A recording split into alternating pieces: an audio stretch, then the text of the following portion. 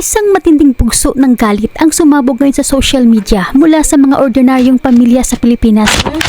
Lantaran ng pagnanakaw nyo talaga. Napakadaming charges. Maging ang mga OFW sa ibang panig ng mundo ay napapamura na rin sa tindi ng pagkadismaya sa sistema ngayon sa Pilipinas. Tangin nga, mapapamura ka na lang talaga itong Meralco. Marami sa ating mga kababayan, lalo na ang mga kumikita ng minimum, ang naniniwala na ang kasalukuyang sistema ng paniningil ay isa ng lantarang panluloko. Paano nga naman magiging makatarungan ang pagtaas ng bill na kagaya nito? Isang account ang viral ngayon mula sa 3,686 noong Abril, biglang naging 9,153. Ngayon Mayo, triple ang bayad pero ang konsumo pariho lang. Ang masakla pa rito, ang mga taong kumakayod ng marangal ang siyang pinapahirapan at sumasalo sa bill ng mga membro ng Porpis na kampanteng naka-zero balance dahil sa mga subsidiyang mga mamamayan rin ang nagbabayad. Hindi tayo na-inform na breadwinner na pala tayo ng buong Pilipinas. What? Kaya huwag tayong mapagod magtrabaho. Kasi maraming buaya ang nakadepende sa ating tax. At magbabayad pa tayo ng bill ng kurente sa mga Porfis members. Makulira mo.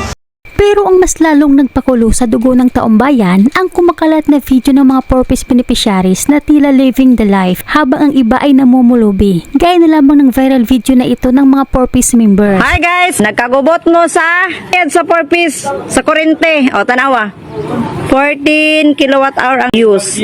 Charan! Zero balance. Ay namog kuan diha kay mga Porpis man mi wala mi bayro non ay mo pagbuot. Habang ang buong bansa ay dumadaing sa hindi makatarungang pagtaas ng bill sa kuryente, isa pang video ngayon ang viral at umani ng matinding pambabatikos. Ito ang video ng isang nanay na sa gitna ng krisis ay tuwang-tuwa pang ipinagmalaki ang kanyang aircon. Ayon sa kanya, araw-araw na nilang gagamitin ang aircon dahil zero bill sila bilang isang Porpis beneficiary. At ang matindi niyang hirit, huwag silang sisihin ang gobyerno. Itong may-ari na ito, Porpis beneficiary yan. Wow. May-ari na ito. Ngayon, araw-araw na namin itong gagamitin dahil libre kami ngayon sa kuryente. Dahil Porpis beneficiary ako.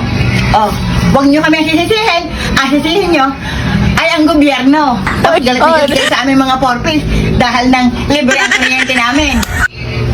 Mahirap din kaya magpanggap ng mahirap. Anak ka ng Talagang mapapasanaol ka na lang, di ba, kabayan? Pero sa likod ng tawa ni nanay, may isang masakit na katotohanan na sumasampal sa atin lahat. Sa gitna ng walang humpay na pagtaas ng presyo ng bilihin, bakit ang mga ordinaryong mamamayan na nagtatrabaho ng marangal ang pinapapasa ng mga subsidiya imbes na ang gobyerno ang umako sa gastusing ito? Bakit sa bill pa ng bawat pamilyang Pilipino? Isipin nyo mga kababayan, ayon sa mga komento ng mga netizens, malita-malitang pera daw di umano ang nababalitang kinukurap sa kung ano-anong ahensya. Pero pagdating sa ganitong sitwasyon, bulsa na naman daw ng mga mamamayang Pilipino ang pinapahirapan. Gaya na lang ng hinaing ng isa nating kababayan na may kanser. Imbes na pambili ng gamot ang perang kita ng kanyang mister para sa kanyang karamdaman, napupunta sa kuryente dahil sa tindi ng taas ng singil. So ano Meralco? Babayaran ko tong 5,600 na to? Na para sa akin naman hindi ko to nakonsumo talaga. At saka napakadaming charges na nakalagay dito. Ano tong mga to? May senior citizen, universal charges, fit all, GEA all, lifeline, other charges. Ay, dati nagreklamo na ako sa inyo, 4,800 yung bill ko. Sobrang laki na nga nun para sa akin yung 4,800 na yun, pero nagreklamo ako. Anong sabi nyo? Baka daw yung metro. Kaya ang ginawa, pinalitan. Tapos ganun pa din yung bill ko, mataas pa rin lagi. 3,500, 3,600, nakaka-stress na magreklamo sa inyo. So ginawa ko, hinayaan ko na lang na ganun at ganun na lang lagi ang bill ko. Tapos ito na naman, 5,600. Grabe naman to. Okay lang talaga kung na-consume ko to. Okay lang kahit 10K pa yan. Pero aware ako na ginagamit ko talaga yung kuryente ng bonggang-bongga. Kaya umabot ng ganun. Pero itong 5,600, makatarungan pa to. Lalo na sa isa kong cancer patient, marami akong pinaggagastusan. Naggagamot ako. Tapos ito, isa pa tong problema na to. Minimum wage lang yung asawa ko. Maawa naman kayo sa mga consumer nyo. Grabe naman tong pahirap nyo. Sobrang taas na nga lahat ng mga bilihin. Dito pa lang, mga problema na agad kami. So, pag hindi namin to binayaran, puputulan nyo. Diba? Kasi wala kaming choice. Pag di namin to binayaran, mawawalan kami ng kuryente. So, ang ending, kahit gaano kalaki, babayaran namin. Ganun na yung mindset nyo. Diba? Na kahit magkano yung ilagay nating bill dyan, okay lang yan. Magbabayad pa rin yan sila dahil takot yan sila maputulan ng kuryente. Parang pinagloloko nyo na rin kasi talaga yung mga consumer sa lagay na to. Halos lahat ng mga kilala ko, tumaas ang mga bill. Ano na ba to, gobyerno? Imbestigahan dapat tong Meralco na to, hindi yung mema-mema lang lagi sa pagkukompute sa mahabang panahon na lagi silang ganito. Maraming nagrereklamo sobrang tataas ng mga bill ng kuryente. Pero ang nangyayari, walang nangyayari sa reklamo, babayaran pa rin. Diyos ko naman, sana naman mapag-usapan to dun sa sa Senado, di ba? Kasi ninakaw na nga yung mga tax natin, DPWH na yan. Diba, ninakaw na. Ayun, hindi pa nga nakukuha, hindi pa nga ata nila nahahabol. Tapos ito na naman, nanakawan na naman tayo. So, paano kaya to? Napakalaki na ito. Isahod nga ng asawa ko, nasa 5 plus, 6 plus. Hindi na kami kakain. Makaramasan na kayo, nakakagigil. Makaramasan na kayo. Mayayaman na nga kayo. Mas lalo pa kayo nagpapayaman. Kawawa naman kaming mga may hirap lang, na mga nakakaraos lang araw-araw. Dadagdagan nyo pa kami ang isipin, no? Lantaran ng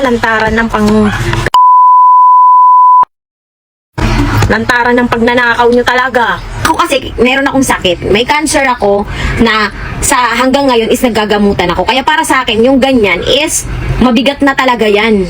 Lalo na at minimum wage earner lang yung asawa ko. Para sa akin, malaking bagay to na magsalita. Kasi abusado na talaga yung Meralco na yan, sa totoo lang. Di ba? Minsan nakaka-stress na nga lang magreklamo, kaya ginagawa natin, binabayaran na lang. Kaso abusado na, matagal na panahon na ganyan sila, kung ano-ano nung mga charges yung pinaglalalagay. Parang hula-hula na nga lang eh. Di ba? So, para na rin tayong na-scam nang wala tayong kamalay-malay.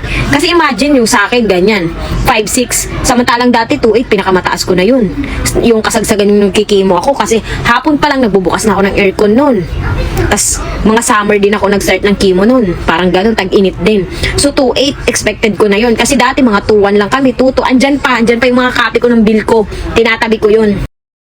Tapos hanggang naging 2.8, okay lang, sabi ko kasi aware ako na ginagamit ko yung kuryente ng ganun. Kaya hindi ako nagulat na tumaas 2.8. Pero nung naging 4.8, doon ako nawindang kasi doon nagtipid kami, umuwi pa kami ng probinsya noon. Halos 15 days kaming wala dito sa bahay. Tapos ang bill ko 4.8, diba? Tapos ngayon naman 5.6 na nagtitipid. Anak ko pinapagalitan ko pag nagna-number 3 sa electric pan. Sabi ko number 1 lang. Diba? Kahit sobrang init, hindi ako nagbubukas ng aircon kasi may oras lang ako nang bukas. Para nga, pag matutulog na, doon lang magbubukas. Pero parang walang kwenta yung pagtitipid ko. Kasi minagic nyo lang yung bill ko. Eh kung alam ko pala na ganitong mangyayari, nag 24 hours na lang ako na nakabukas ang aircon. Diba? Hindi lang sa loob ng Pilipinas nag-alboruto ang galit dahil ang viral na issue ng taas singil sa kuryente umabot na sa bawat sulok ng mundo kung saan andun ang mga OFW. Hindi rin makapagpigil ang ating mga kababayan. Tangina nga, mapapamura ka na lang talaga itong Meralco. System loss. Tayo pa ang pinagbabayad. Samantalang sila ang kumikita. Dapat kasi ang gobyerno, ang Meralco, ang electricity, ang water, ang mga services, dapat gobyerno ang may hawak niyan, hindi naka-private yan.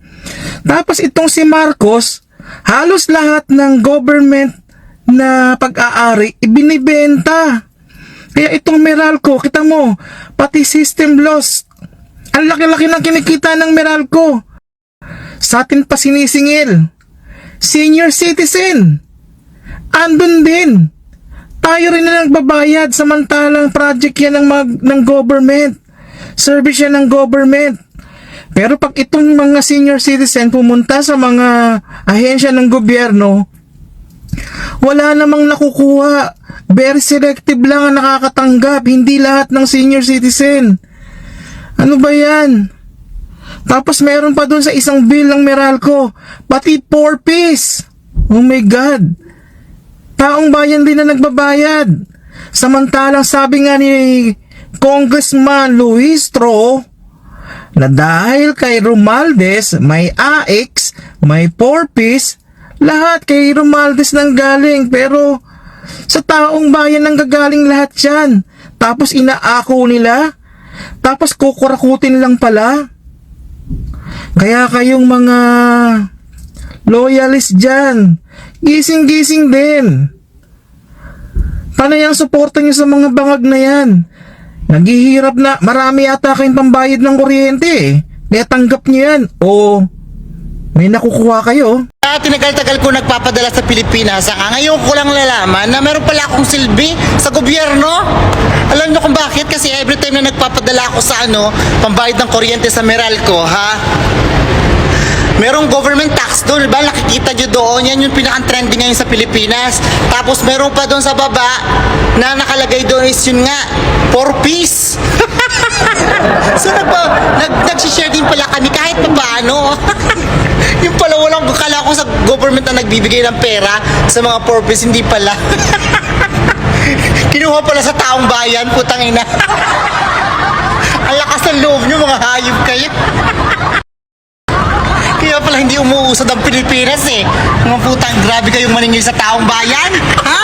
Ginawa niyong tago? Hindi tayo na-inform na breadwinner na pala tayo ng buong Pilipinas. What? Kaya wag tayong mapagod magtrabaho.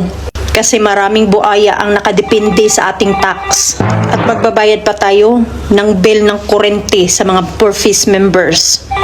Makulira mo.